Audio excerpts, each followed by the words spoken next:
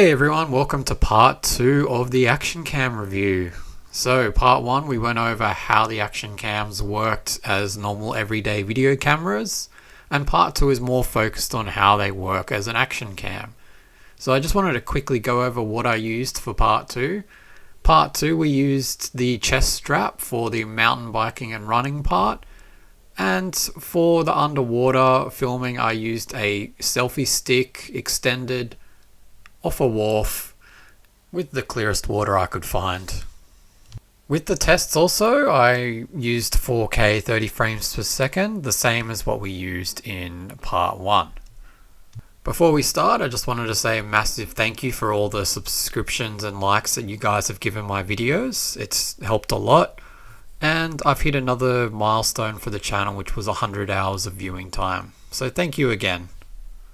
And if you're new to the channel, if you could please subscribe if you like watching these kinds of videos, that would help out the channel a lot. So part 2, I picked mountain biking, running and an underwater test. I thought these were the most common things that people use these action cams for and wanted to give you a demonstration. So let's begin with the DJI Osmo action cam.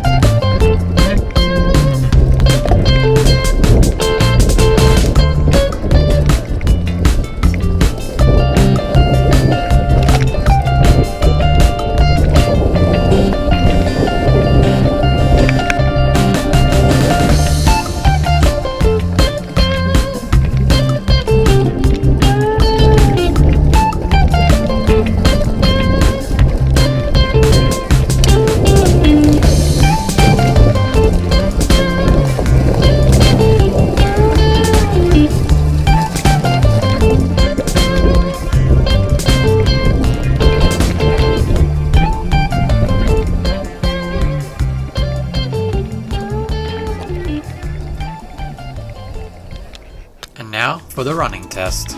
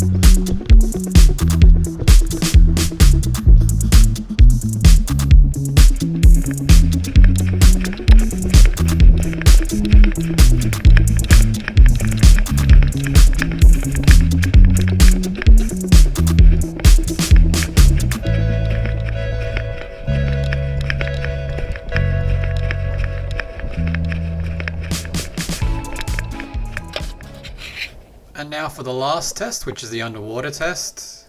And for this test, unfortunately, the GoPro Hero 4's housing was broken and it isn't waterproof without the housing, so I wasn't able to do the test. But enjoy.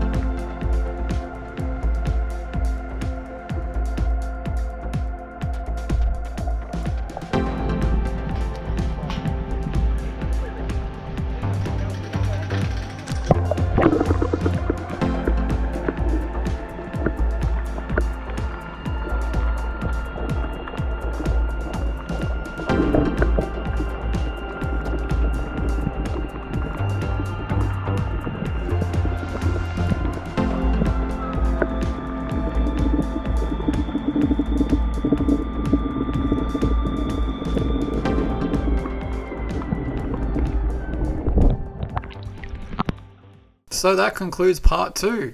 What do you guys think? Let me know what action cam you think is the best in the comments below. My pick is the DJI Osmo Action. The DJI cams always seem to have the closest to real life video recording compared to every other camera, and the image stabilization, as you can see from the mountain biking and the running, is way better than the GoPro Hero 7s. I was very surprised with the GoPro Hero 4 with the running. When there's really good conditions, there's good lighting, the GoPro Hero 4 looks great, but the lack of image stabilization in the screen makes it a really hard pick. The GoPro Hero 7's a good little camera as well, but the DJI is just a little bit more expensive, and I'd honestly pay that little bit more for the screen at the front, and also the DJI is capable of 60 frames per second in 4K. Onto the software and user interface. This is another one where the DJI Osmo Action wins. The user interface on the DJI Osmo Action is so easy to use, it's intuitive, it's fast, it never freezes. I found that the GoPro Hero 7 froze. One point it accidentally changed my video from a video to a time lapse and I had to re-record the mountain biking video on it.